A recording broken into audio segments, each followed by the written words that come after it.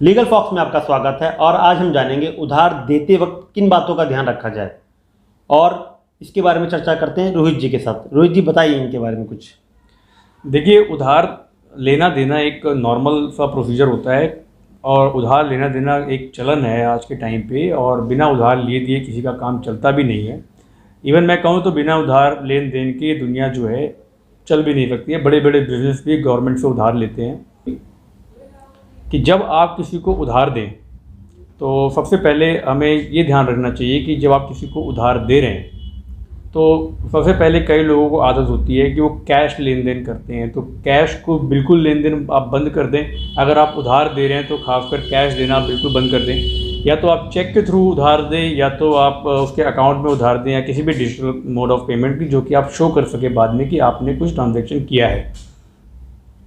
और जिसको भी आप उधार दे रहे हैं तो बिना पेपर वर्क्स के उधार ना दें, चाहे वो कोई भी हो।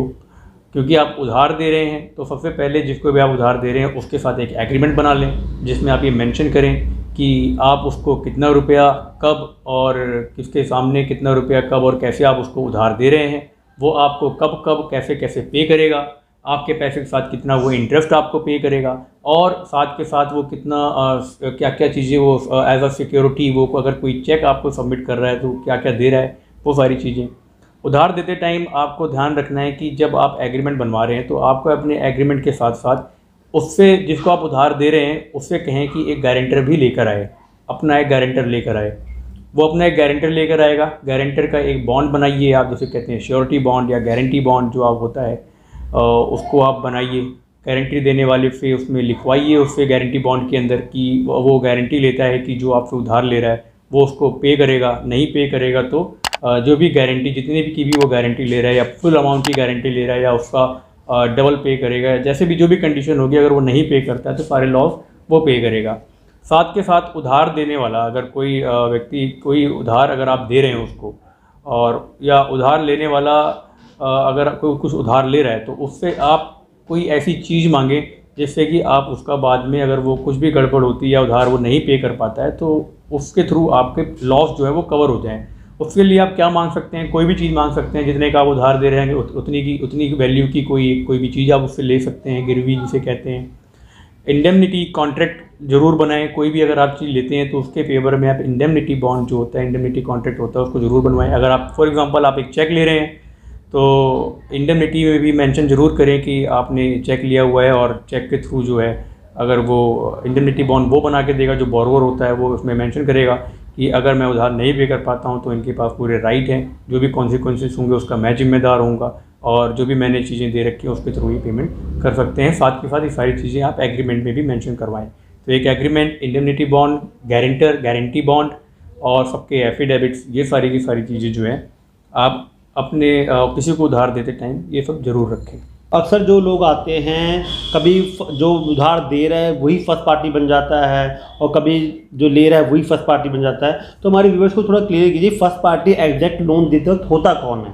देखिए, जो उधार लेता है उसको आप हमेशा फर्स्ट पार्टी बनाइए क्योंकि वो आपके पास एक प्रपोजल लेके आया है, वो आपके पास एक ऑफ़र लेके आया है कि अगर आप उसको पैसे दे देते हैं तो वो अपना ये काम करेगा और उसके बाद जो है आपको इतने % इंटरेस्ट के साथ वो उसको पे करेगा। तो आप कोशिश ये करें कि जिसको आप उधार दे रहे हैं उसको आप फर्स्ट पार्टी बनाएं। और क्या कहते हैं, बस नॉर्मल से यही है गौरव जी कि जिसको भी उधार दिया जाता है उसको फर्स्ट पार्टी बनाया जाता है क्योंकि प्रपोजल वो लेके आता है, उसको सारी चीज़ें पता होती हैं कि वो आपको ऑफ़र भी देता है कि आप हमें पेमेंट कीजिए, हम आपको इतना, मैं इतने टाइम में आपको पे करूँगा। जब सारी चीज़ें उसी की टर्म्स एंड कंडीशन मैक्सिमम होती हैं तो वही फर्स्ट पार्टी बनता है और जो उधार देने वाला होता है वो सेकेंड पार्टी होता है। अच्छा रोहित जी, अगर कोई उधार ले लेता है और किसी वजह से उसकी डेथ हो जाती है तो क्या हम उसकी रिकवरी उनकी फैमिली से या जो उनके लीगल एड से उनसे कर सकते हैं? बिल्कुल कर सकते हैं क्योंकि एक तो बाय डिफ़ॉल्ट एक लॉ है कि अगर किसी ने आपसे उधार लिया हुआ है, उसकी डेथ हो जाती है, अगर आपने उसके साथ गारंटर के पेपर लगाए हुए हैं तब तो फर्स्ट रिस्पॉन्सिबिलिटी उसके गारंटर की होती है कि जिसने गारंटी ली है वो आपको लॉस से बचाएगा, आपको पैसे रिकवर करके आपको देगा, जो भी उधार का अमाउंट है वो आपको पे करेगा। अगर इन केस आपने गारंटर नहीं लगाया है तो उसकी लीगल से उसकी रिस्पॉन्सिबिलिटी होती है। सजेस्ट यही किया जाता है कि उधार देते समय आप इंडेमनिटी कॉन्ट्रैक्ट और गारंटर बॉन्ड जो है, आप गारंटी बॉन्ड जो है या श्योरिटी बॉन्ड जिसे हम कहते हैं, वो ज़रूर लगाएं। तो रोहित जी, अगर जो आप कह रहे हैं रिकवरी लीगल जो लोग होते हैं, इनके पर्सन होते हैं, लीगल एड्स होते हैं, उनसे आप ले सकते हैं, पर अगर आपने और मैंने उधार लेन देन करा और हमारे घर में किसी को पता ना हो, तब भी हम उनसे रिकवरी करवा सकते हैं? बिल्कुल करा सकते हैं, बिल्कुल कर सकते हैं कि जिसने कॉन्ट्रैक्ट आपके साथ किया था, अगर उसकी डेथ हो जाती है तो जो उसकी प्रॉपर्टी पे अपना हक, जिसका हक होता है बाद में, या जो उस पर लेता है उसकी प्रॉपर्टी को संभालता है, तो उसकी रिस्पॉन्सिबिलिटी भी होता है कि अगर वो उसकी प्रॉपर्टी को अवेल कर रहा है या उसको यूज़ कर रहा है, तो वो उसके लोन्स भी उसको पे करे, जो उसको कर्जा वो दे के गया, वो लेके गया। रोहित जी, अक्सर देखा गया है कि जब एग्रीमेंट तैयार होता है या जो भी बॉन्ड्स तैयार होते हैं, उसमें चेक मेंशन करे जाते हैं कि अगर हम पेमेंट नहीं दें तो हम आपको उसके बिहाफ में ये चेक दे रहे हैं। तो उन चेक का क्या वर्क होता है आगे फ्यूचर में? अगर मान लीजिए जिस बंदे को हमने उधार दिया है वो अगर पैसे नहीं देता, तो हम उस चेक का किस प्रकार यूज़ कर सकते हैं? देखिए, आमतौर पे क्या होता है कि लोग पोस्ट डेटेड चेक, जिसे हम कहते हैं पीडीसी चेक, जब कोई आपने किसी को उधार दिया तो वो एक आपको पीडीसी चेक दे देता है, एक पोस्ट डेटेड चेक, यानी बहुत आगे की डेट डाल के दे देता है। तो सबसे पहले अगर आप इस तरह का कोई चेक लेते हैं तो एक प्रॉमिसरी नोट उससे ज़रूर बना के रखें उस चेक के फेवर में, उस चेक के रिगार्डिंग, और उसके साथ साथ उसको इंडेमनिटी जो आपका बॉन्ड होगा उसकी डिटेल उसके अंदर भी मेंशन करें कि उस चेक के थ्रू पेमेंट होगी, आप ये चेक फिल कर सकते हैं, आप कोर्ट में सबमिट कर सकते हैं, आप ऑनर के लिए प्रेजेंट कर सकते हैं, आई एम सॉरी मैंने कोर्ट कहा, बैंक के अंदर आप उसको प्रेजेंट कर सकते हैं।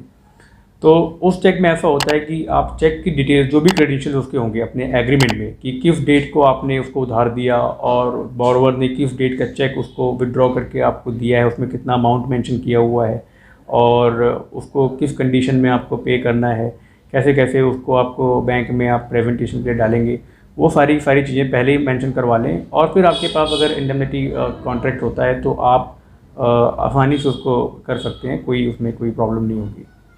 मैं व्यूअर से कहना चाहूँगा कि अगर कोई भी व्यूअर अगर किसी को उधार देता है और उसको कुछ समझ नहीं आ रहा है कि उसको क्या करना है उधार देते टाइम, तो वो हमें कॉल कर सकता है, हमसे जानकारी ले सकता है और हम उसको सारे के सारे पेपर्स जो उधार के टाइम पे होते हैं, कि जो एग्रीमेंट बनता है और उसके कंटेंट्स और इंडेमनिटी बॉन्ड के जो कंटेंट होंगे, या गारंटी नोट, प्रॉमिसरी नोट या गारंटी बॉन्ड जो भी होंगे, उसके डॉक्यूमेंट्स वगैरह जो भी होंगे हम आपको अवेल करवा देंगे। बहुत ही नॉमिनल चार्जेस पे होता है जो हम अपने व्यूअर्स को अवेल करवा देंगे। अगर आप उधार देते हैं तो उसके लिए भी आप हमेशा कॉन्टेक्ट हमें कर सकते हैं। आशा करता हूँ कि मेरे व्यूअर्स को सारे सवालों के जवाब मिल गए होंगे। अगर कोई सवाल का जवाब अगर ना दे पाए हो हम, तो कमेंट करें, हम रोहित जी से उसका जवाब जरूर कमेंट में करवाएंगे। धन्यवाद रोहित जी, धन्यवाद।